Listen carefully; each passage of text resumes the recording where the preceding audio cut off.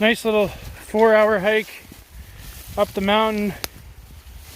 We're going to check out an area where last year we found a float boulder, 5,000 kilogram float boulder with quartz and iron pyrite.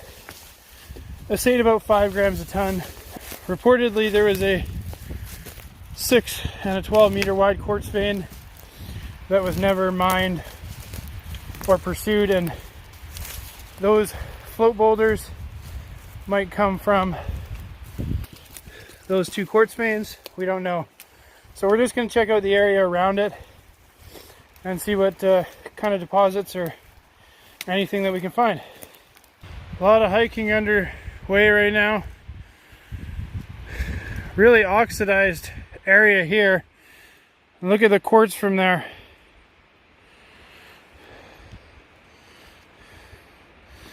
Definitely associated with some kind of iron sulfide. Found a good 40-50 samples like this.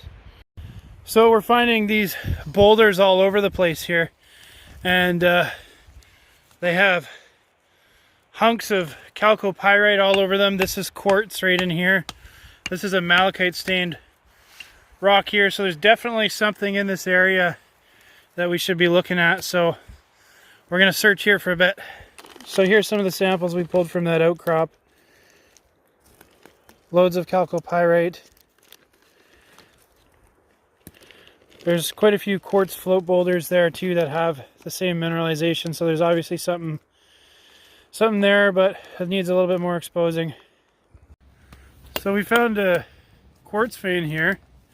It's not exposed a whole lot, but doesn't look like there's much of anything in it. Pretty barren, which is also common for this mountain.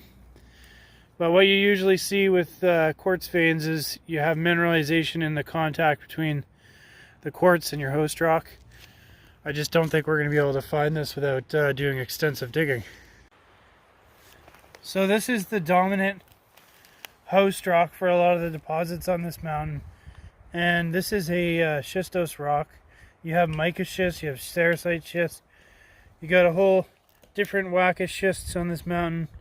And you see these all over the place. This is a stringer of iron pyrite, and there's quartz in there as well following it.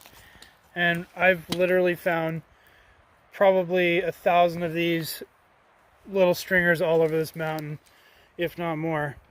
And when you start seeing a lot of these, that's when you know you have some kind of larger deposit. And looks like it's right on a contact here. You have 2 different kinds of rock here, but there's nothing major from what I see. There's some quartz in there,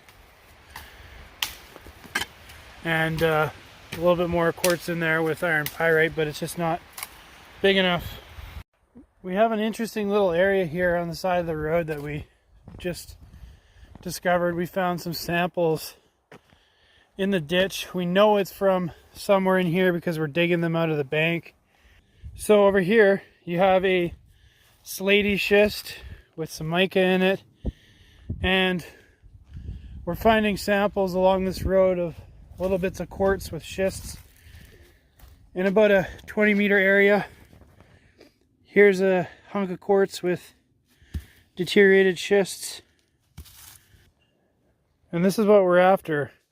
You have a mineralized quartz vein with your slaty schist, and you got about 10% mineralization in there. It's about 5% chalcopyrite, 5% pyrite. So we have bedrock right here in the ditch down below the road, and we're finding more samples here. Here's a huge hunk of mineralized quartz. Nice 20 centimeter wide, thick chunk. Doesn't have as much mineralization as that last sample, but you got disseminated iron pyrite and minor chalcopyrite. So right where he's banging right there is the quartz vein that's mineralized, cutting right through this little seasonal drainage ditch. And this runs all the way across here to over here where we found those other couple samples. So you can see the orientation of your schist body here. This is a little bit more slaty. You got a little bit more silicous rock in there. But look at all the oxidized samples. There's mineralization on those. Mostly iron pyrite, but this is all dug out from this zone here, which is really overgrown in these bushes now. But there's lots of little stringers here of iron pyrite. And we are about 100 meters up from where we started, initially up there, where we found that first sample. You can see this is quartz here. You have disseminated iron pyrite. See all this right here? This is where your concentrated mineralization is. The oxidation covering the outside of your iron sulfides. So when I say there's lots of quartz on this property, I mean there's lots of quartz. Take a look at this.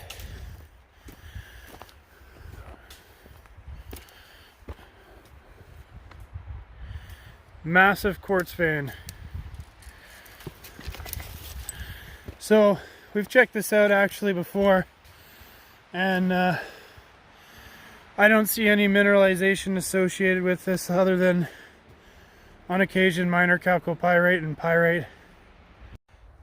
So this is like the most mineralization I've seen, little patches all over the place. And this quartz vein we've actually traced for about 1 kilometer in multiple areas. It's exposed, different widths, but same strike. So we think it's the same kind of vein structure. Now, if only this was mineralized, but they can't all be winds.